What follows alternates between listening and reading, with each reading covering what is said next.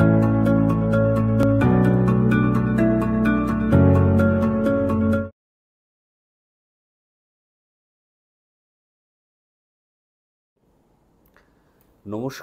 আমি ডক্টর কনিষ্ক সরকার, consultant clinical oncologist. আমি আজকে ধরে নিন ঘণ্টাখানেক আগে একটি পেশেন্ট দেখলাম, একটি প্রায় 85 ইয়ার ওল্ড ফিমেল পেশেন্ট, খুব ফিট, মানে সেরকম কোনো কোমরবিডিটিস নেই, খালি প্রেশারের একটা দুটো ওষুধ চলে।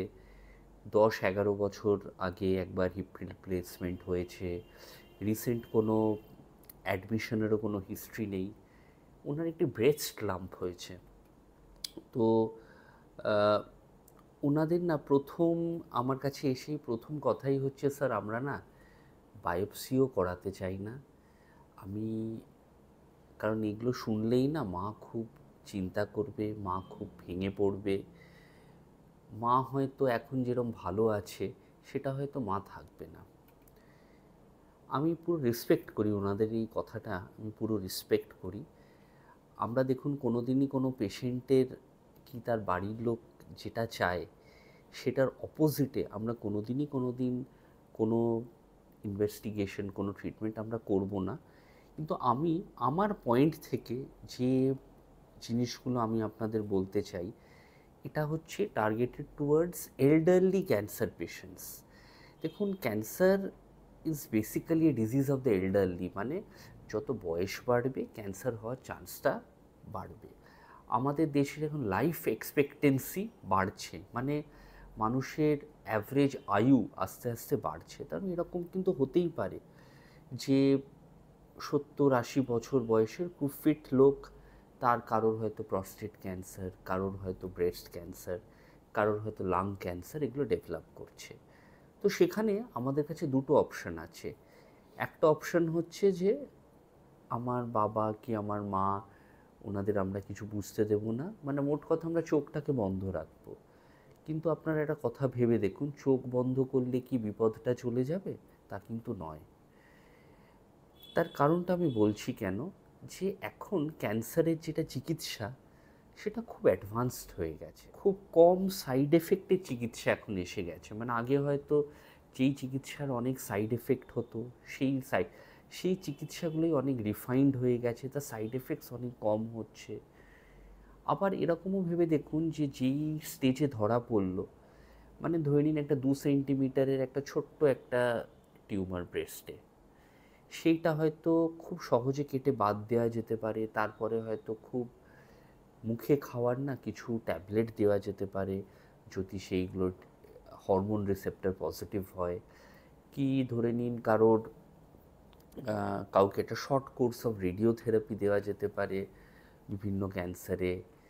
কি ধরে নিন কাউকে হয়তো এমন একটা সার্জারি করা হলো, একটা ল্যাপারোস্কোপিক কি রোবোটিক সার্জারি, যেটাতে হয়তো আমাদের দেখা গেল পেশেন্টের রিকভারি খুব সহজে হয়ে গেল।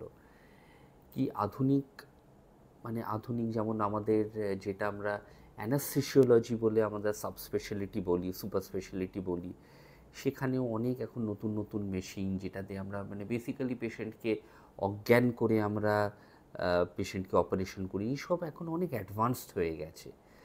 তো সেখানে আমার পার্সোনালি মনে হয় যে যদি না পেশেন্টের সেরকম কোনো সিগনিফিক্যান্ট কোমরবিডিটিস থাকে, মানে ধরে নিন কারোর হার্টের অনেক সমস্যা, বুকে স্টেন্ট বসানো আছে, কি হার্টে পেসমেকার বসানো, ডাক্তারবাবুরা বলছেন যে না অজ্ঞান তো করা যেতে পারে, অজ্ঞানের পরে জ্ঞান ফিরবে কিনা এটা আমরা শিওরলি বলতে পারছি না। কি ধরে নিন কোনো পেশেন্ট এমনই আনফিট যে হাঁটা চলাই করতে পারছে না, সে হয়তো নিজের কাজটাও করতে পারছে না, ডেফিনেটলি তাদের ক্ষেত্রে আমরা অনেক সময় বলি যে না ক্যান্সারের এই যেগুলো নর্মাল চিকিৎসা সেগুলো অফার করতে হবে না, আমরা পেশেন্টকে সেবা যত্নর ওপর রাখতে পারি।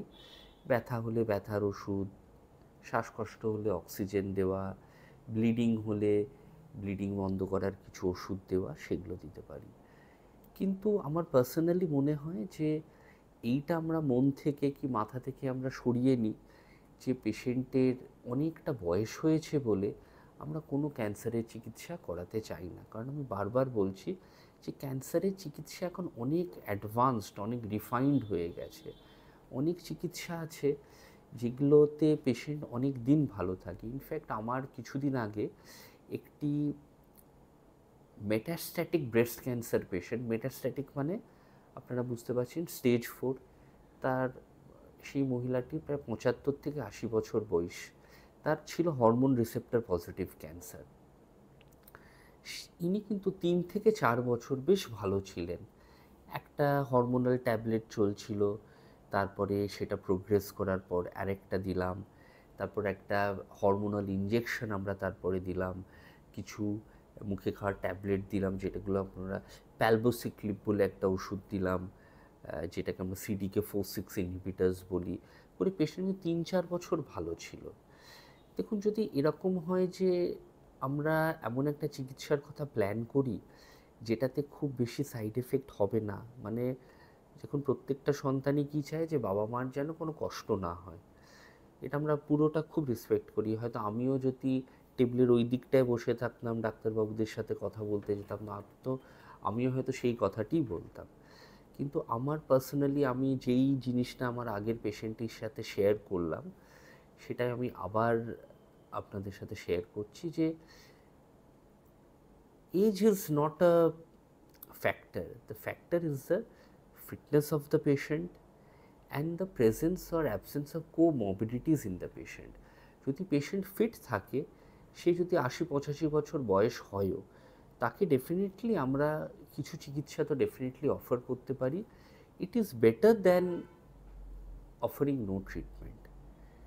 আশা করছি আমার এই ছোট্ট ভিডিওটি about cancer treatment in elderly patients who is fit, who does not have any comorbidities আপনাদের সাহায্য করবে to take your decision. However, আমি আবার বলছি, we as doctors definitely we respect the decision which the patient and his or her relatives take, but এটা আমি just আমার point of ভিউটা আপনাদের জানলাম। আশা করছি আমার এই ছোট্ট ভিডিওটি আপনাদের ভালো লাগলো। নমস্কার।